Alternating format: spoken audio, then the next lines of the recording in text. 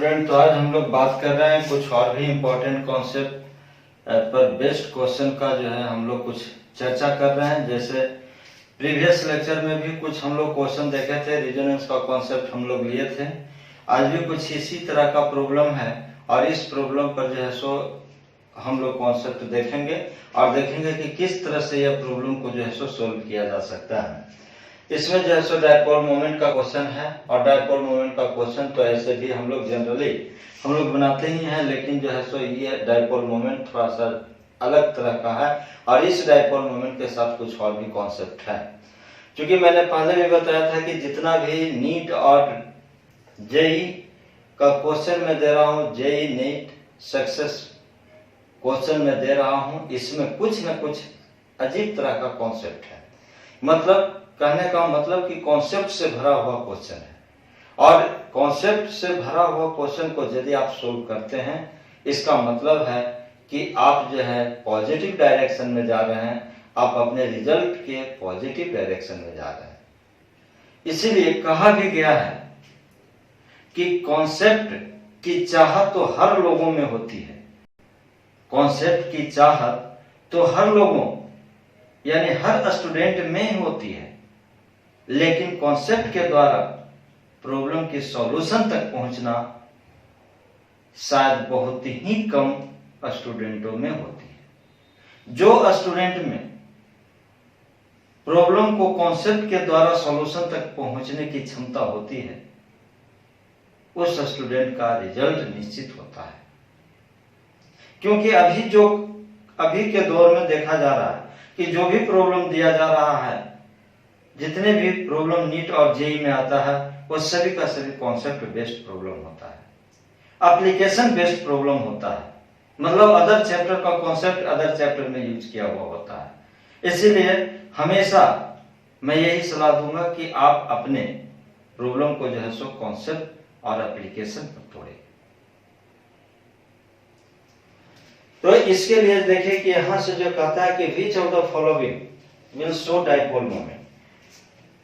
अब यहां से मैं एक चीज और बता दूं आपके लिए, जो है यह ऑनलाइन क्लासेज, ई क्लासेज, लाइव क्लासेज और ऑफलाइन क्लासेज की व्यवस्था भी किया गया है, जिसमें फिजिक्स, केमिस्ट्री, बायोलॉजी, मैथमेटिक्स, ये सभी क्लासेज जो है सो अवेलेबल है। आप इसमें ज्वाइन कर सकते हैं डिफरेंट टीचर के द्वारा। मेरे पास कुछ टीचर कोलकाता से हैं, कुछ पटना से हैं, कुछ भुवनेश्वर से हैं और कुछ टीचर जो है सो मुंबई से हैं, कुछ टीचर देहरादून से भी। तो डिफरेंट यहाँ 11, 12, नीट और जेई के लिए जो है आपको सारी व्यवस्था है। आप चाहेंगे तो इंक्वायरी भी ले सकते हैं, नंबर भी व्हाट्सएप का दिया हुआ है, फोन नंबर भी दिया हुआ है, आप ये इंक्वायरी ले सकते हैं। तो देखिए ये जो क्वेश्चन जो कहा गया कि which of the following will show dipole moment, यह जो डायपोल मोमेंट जो दिया गया है। अब देखिए ये जो कंपाउंड है, ये दो तरह के कंपाउंड है, इसका डायपोल मोमेंट की बात करते हैं। तो देखिए सबसे पहले जो है ऐसे कंपाउंड के लिए हम सबसे पहले क्या करेंगे कि इसका जो है सो हाइब्रिडाइजेशन निकालेंगे। तो इसका हाइब्रिडाइजेशन sp2, इसका हाइब्रिडाइजेशन sp और इसका हाइब्रिडाइजेशन sp2। मैंने कई लेक्चर में जो है सो हाइब्रिडाइजेशन की चर्चा किया हूँ और वह जो है सो वीडियो लेक्चर में डाला हुआ, आप देख सकते हैं उसे। देखिए यहाँ पर फिर भी हाइब्रिडाइजेशन की बात जब मैं करता हूँ यहाँ पर, तो देखिए कि जितना सिग्मा बॉन्ड है वो सभी सिग्मा बॉन्ड को काउंट कर लेंगे, -1 कर देंगे, जो वैल्यू बचेगा sp लेकर उसको पावर के रूप में डाल देंगे। सबसे सिंपल एंड सबसे बेस्ट तरीका हाइब्रिडाइजेशन कैलकुलेट करने का। तो इसमें देख रहे हैं कि यह जो कार्बन, यदि इसको 1 मान ले, इसको 2 मान ले, इसको 3 मान ले, तो कार्बन नंबर 2 जो है sp hybridise, carbon number 1 and carbon number 3 sp2 hybridise. अब यहाँ पर इस कार्बन की यदि बात करें तो इसका भी हाइब्रिडाइजेशन sp2, इसका sp और इसका हाइब्रिडाइजेशन sp और इसका हाइब्रिडाइजेशन sp2। हाइब्रिडाइजेशन निकल गया।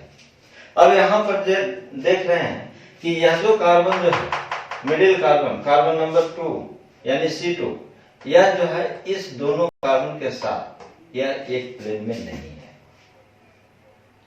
तो इसका मतलब terminal carbon not in plane with middle carbon. तो यहां से जो है सो हम लिखेंगे, यहां से terminal carbon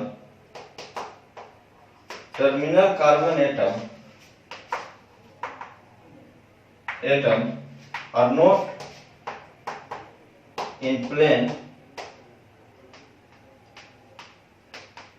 with middle carbon atom,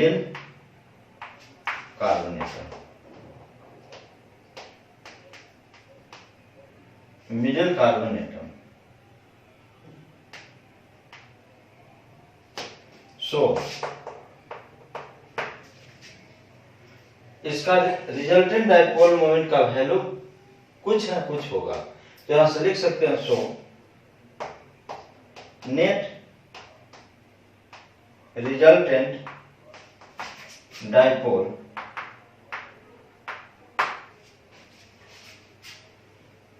तो यहां से लिख सकते हैं so net resultant dipole is mu is not equal to 0, यानी डाइपोल मोमेंट का वैल्यू जो है सो 0 के इक्वल नहीं होगा। या हम यहां से कह सकते हैं एक चीज और देखिए कि note so net resultant dipole is not 0 नहीं होगा। इसका मतलब है कि कुछ ना कुछ नेट रिजल्टेंट डाइपोल होगा। अब देखिए डाइपोल की यदि बात करते हैं तो हम लोग यहां से ये भी लिखते हैं mu is equal to Q into D, यह डाइपोल मोमेंट निकालने का एक फॉर्मूला है, जो कि क्यू जो है सो चार्ज और डी जो है आपको डिस्टेंस बिटवीन टू चार्ज, यहां से डाइपोल मोमेंट का वैल्यू निकलता है। डाइपोल मोमेंट का डायरेक्शन जो है इसका सिंबल जो है इस तरह का होता है, मतलब एरो और टेल पर कट होता है, यानी यह जो है मोर इलेक्ट्रोनेगेटिव, यहां पर देख सकते हैं। देखिए अब यहां से जो है इसका डायरेक्शन जो है यहां से less electronegative to more electronegative, मतलब टेल जो होगा लेस इलेक्ट्रोनेगेटिव एटम की तरफ और हेड जो होगा मोर इलेक्ट्रोनेगेटिव एटम की तरफ, मतलब इसका जो है डाइपोल मोमेंट का सिंबल इधर, डायरेक्शन इधर होगा। यहां से देख सकते हैं sp2 हाइब्रिडाइज्ड कार्बन, इसका मतलब इस कार्बन का इलेक्ट्रोनेगेटिविटी 2.75 और इस क्लोरीन का इलेक्ट्रोनेगेटिविटी 3.0। तो यहां से आपको डाइपोल मोमेंट का मतलब इसका रिजल्टेंट जो है आपका कुछ न कुछ होगा। इसका भी रिजल्टेंट हम इधर से देखेंगे, डाइपोल मोमेंट का डायरेक्शन इधर की तरफ होगा। यदि यह जो है इस कार्बन के साथ ये जो है सो यदि प्लेन में होता, मतलब ये यदि प्लेन में इसके साथ होता तो नेट रिजल्टेंट डाइपोल जो है सो 0 हो जाता, लेकिन नहीं है। इसीलिए डाइपोल मोमेंट का वैल्यू जो है यहां से हम लिख सकते हैं mu is not equal to 0, और जब mu is not equal to 0 इसका मतलब डाइपोल होगा, डाइपोल मोमेंट का वैल्यू कुछ ना कुछ होगा। तो यानी यह जो कंपाउंड जो है यह कंपाउंड जो है आपको डाइपोल मोमेंट का वैल्यू देगा। अब यहां से आते हैं, इस जगह पर आप देख सकते हैं, देखिए यहां से कि यह जो है यहां से लिखेंगे ऑल द कार्बन एटम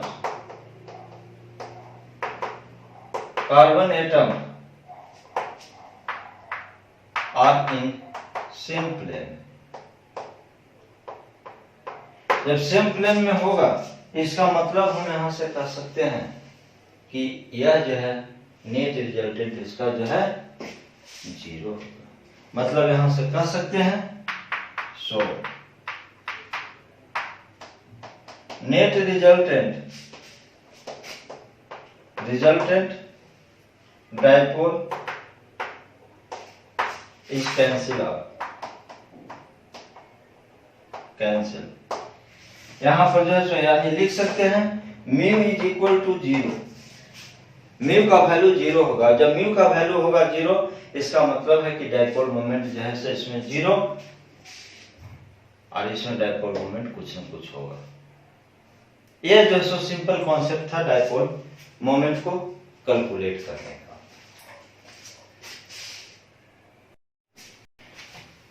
तो देखिए यहाँ पर जो है सो बात है, यहाँ से हम लोग करते हैं कि यहाँ से इसका भी डायरेक्शन इधर की तरफ, इसका भी डायरेक्शन इधर की तरफ, तो इसका जो है सो रिजल्टेंट इधर की तरफ। इसके लिए भी बात करते हैं यहाँ पर, इसका डायरेक्शन इधर, इसका डायरेक्शन इधर, तो रिजल्टेंट इधर से निकलेगा। तो ये रिजल्टेंट और ये रिजल्टेंट एक दूसरे को कैंसिल कर देगा, यानी डायपोल मोमेंट का वैल्यू 0। और ये डायपोल मोमेंट का वैल्यू 0 जो है, यह जो है सो इस कार्बन की वजह के जितने भी कार्बन एटम है सभी का सभी एक प्लेन में है, लेकिन यहाँ पर जो है इसके साथ एक प्लेन में नहीं है टर्मिनल कार्बन, तो इसीलिए डायपोल मोमेंट का वैल्यू इसमें होगा और इसमें डायपोल मोमेंट का वैल्यू 0 होगा। अब जो इसमें थोड़ा सा और हम लोग चर्चा करते हैं, देखिए यहां से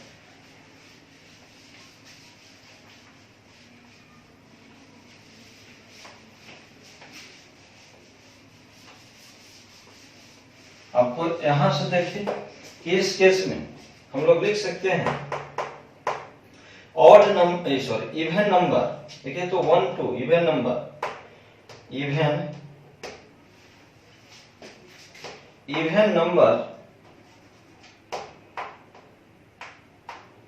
even number of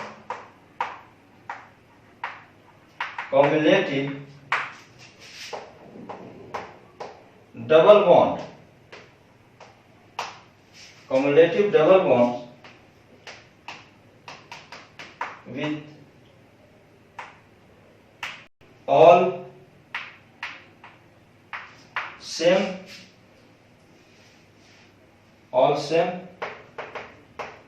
4 groups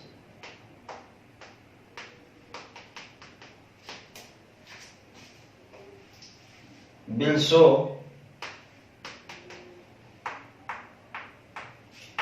optically activity, will show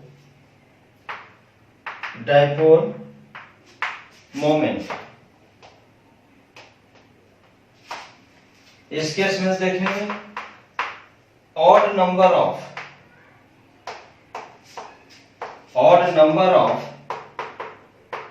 cumulative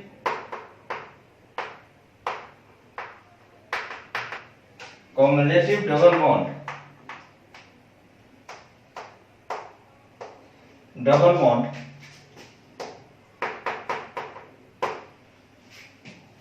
with all same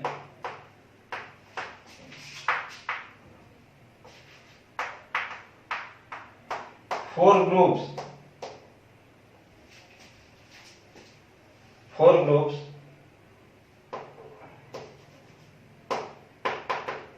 will not show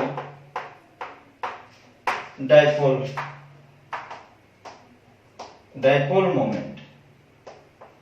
मतलब यहां से ये जो है, ये आपको जो जितने भी 4 ग्रुप्स जो है वो सभी का सभी सिमिलर ग्रुप है। यहाँ पर भी देख रहे हैं कि 4 क्लोरीन जो टर्मिनल कार्बन पर प्रेजेंट है, ये भी सभी का सभी जो है सो सिमिलर है विथ ऑल सेम 4 ग्रुप्स, ये सभी का सभी सिमिलर है। लेकिन जो है इसकी वजह से, यानी ये C2 की वजह से आपका ये जो है सो पूरा का पूरा जो है प्लेन में नहीं है, और जब प्लेन में नहीं है इसका मतलब है कि इसका डायपोल मोमेंट का वैल्यू 0 नहीं होगा। लेकिन इसमें यह सिमिलर होते हुए भी सभी कार्बन के साथ जो है एक प्लेन में है, और जब प्लेन में है इसका मतलब है कि यहाँ से इसका रिजल्टेंट भी क्या होगा, 0 हो जाएगा। और जब रिजल्टेंट जब 0 होगा इसका मतलब हम यहाँ से कह सकते हैं कि यह जो है सो डायपोल मोमेंट इसका 0 होगा, और जब डायपोल मोमेंट 0 होगा तो ऑप्टिकली इनएक्टिव बनेगा। तो यहां से हम लोग कह सकते हैं, यहां से लिख सकते हैं दे आर ऑप्टिकली, या आप ऐसे भी लिख सकते हैं इसको, दे show optical activity that is they are optically active.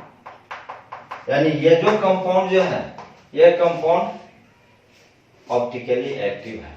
और यहां पर जो है इस कंपाउंड की यदि बात करते हैं तो यहां से लिख सकते हैं they are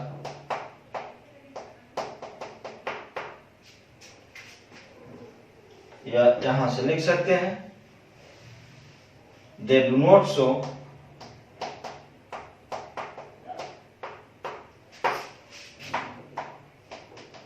optical activity that is they are optical inactive।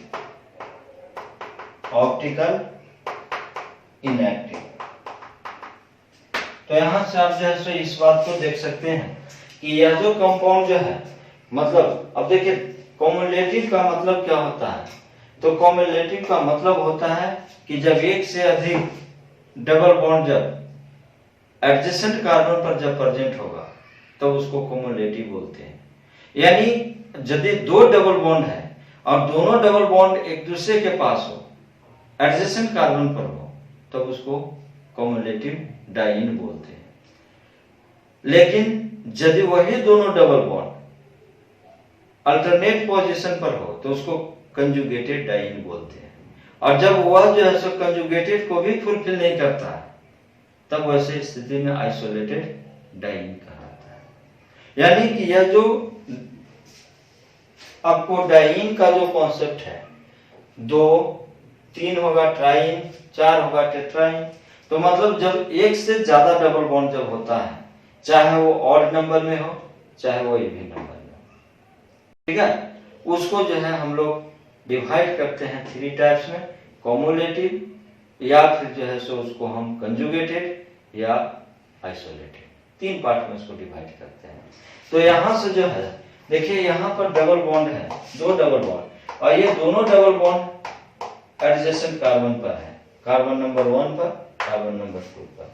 तो इसको कहेंगे कॉम्युलेटिव डबल बॉन्ड। यहाँ पर जो है सो देखिए यह 3 डबल बॉन्ड है, यह तीनों एडजेसेंट कार्बन पर है, कार्बन नंबर 1 पर डबल बॉन्ड, कार्बन नंबर 2 पर और कार्बन नंबर 3 पर, लगातार ये जैसे डबल बॉन्ड है, तो इसको बोलते हैं कॉम्युलेटिव डबल बॉन्ड। तो इस तरह से जो है जब ऑड नंबर और इवन नंबर की जब बात हो तो देखिए कि यहाँ पर जो है सो इवन नंबर है, तो यदि इवन नंबर यदि है इसका मतलब है कि यह कंपाउंड ऑप्टिकली एक्टिव होगा, और ये यदि ऑड नंबर में है तो यह जो है सो ऑप्टिकली इनएक्टिव होगा। इसका मतलब है कि यह जो है सो यदि इवन नंबर में यदि ये डबल बॉन्ड है तो इस तरह के कंपाउंड जो है ऑप्टिकली एक्टिव होता है, यानी ऑप्टिकल आइसोमरिज्म को शो करता है। और यदि यहां से यह जो है ऑड नंबर में, क्योंकि यहाँ पर तो इवन नंबर है